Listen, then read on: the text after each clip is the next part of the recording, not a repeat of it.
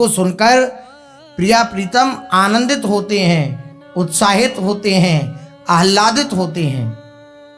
ऐसा उनका स्वभाव है। महापुरुषों की वाणी का ऐसा प्रभाव है कि जो जो उस वाणी का आश्रय ले लेता है वे उस वाणी का बस अनुशीलन कर ले, उसको ग्रहण कर ले, उसको स्वीकार कर ले। स्वीकार करने का अर्थ श्रोता सोई परम सुजान सुनत चित रति करे। महापुरुषों की वाणी श्रवण करने को मिली। अब सबसे उत्तम श्रोता का लक्षण बताते हुए सेवक जी कह रहे हैं वो ही परम सुजान श्रोता है जो सुनते ही उसके हृदय में महापुरुषों की वाणी के प्रति पूर्ण श्रद्धा जागृत हो जाए, अपने चित्त में उस वाणी के प्रति रति उत्पन्न हो जाए, प्रेम उत्पन्न हो जाए, अर्थात पूर्ण महत्व हो जाए महापुरुषों की वाणी में। वही श्रोता परम सुजान है। वो श्रोता नहीं है जो एक कान से सुने और दूसरे कान से निकाल दे। एक मूर्तिकार के यहाँ दो मूर्तियां थीं और दोनों डिट्टो सेम, मतलब वैसी उनकी नाक, वैसी आंख, वैसा ही पूरा शरीर बिल्कुल वैसा है, क्या वैसा। लेकिन एक की कीमत थी 1000 रुपया और एक की कीमत थी 1 लाख रुपया। जितना भी जो कुछ उसमें जिस सामग्री से वह बनी थी मूर्तियां, दोनों में बिल्कुल कोई अंतर नहीं था।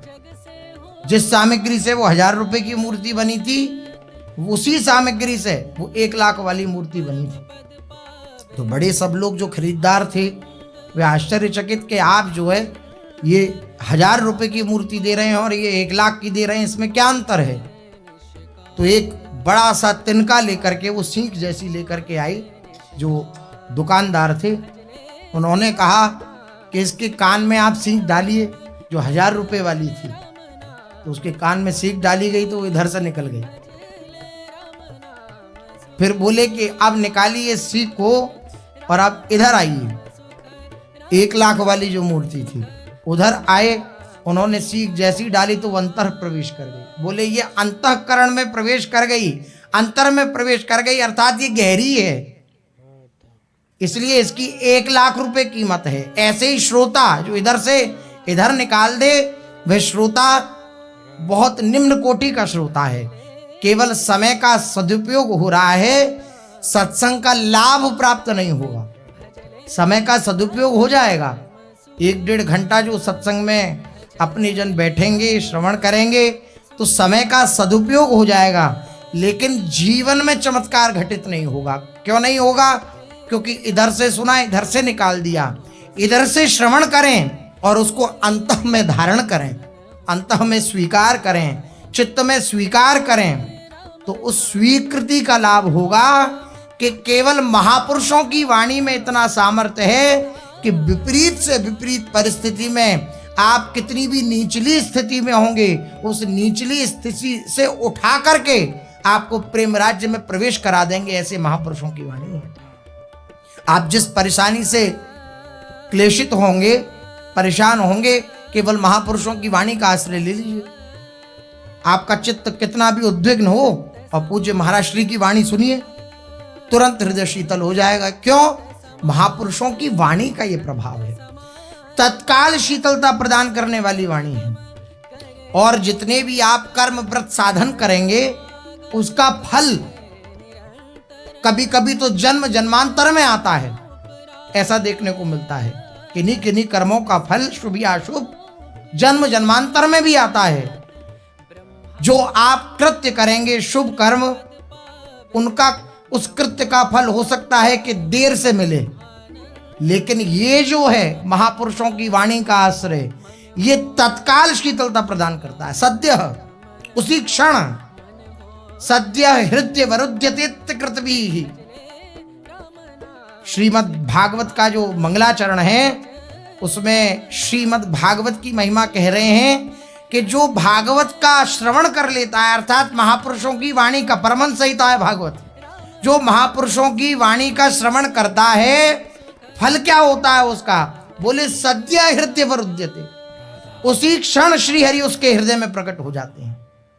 महापुरुषों की वाणी का प्रभाव श्री व्यास जी उनकी वाणी है, उनके द्वारा रचित है, परमहंस संहिता है।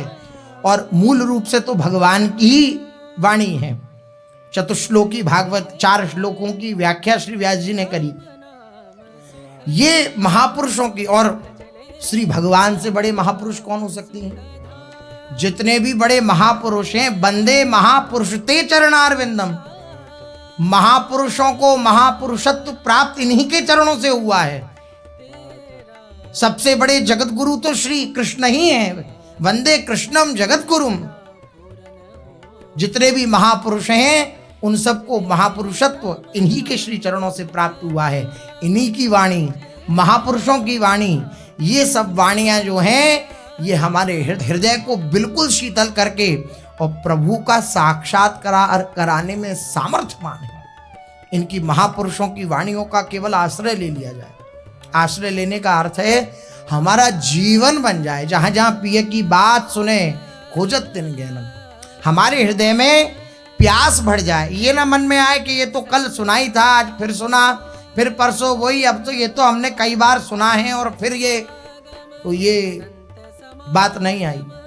श्री गोस्वामी तुलसीदास जी महाराज श्रोता का लक्षण वर्णन करते हुए कहते हैं, कैसा श्रोता हो? जिनके श्रवण समुद्र समाना, कथा तुम्हारी सुअग सरनाना,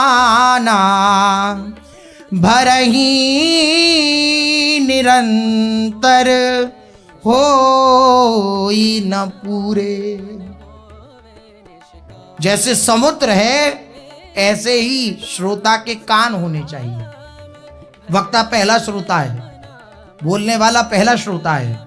कैसा श्रोता हो? समुद्र के समान उसके कान होने चाहिए। जैसे समुद्र में नई नई नदियां निरंतर प्रवाहित होकर उसमें जल डालती रहती हैं लेकिन वे कभी पूरा नहीं होता, इसी प्रकार श्रोता के कान होने चाहिए। महापुरुषों की वाणी सुनने के लिए सदा लालायित रहे, सदा उत्साहित रहे, सदा आनंदित रहे।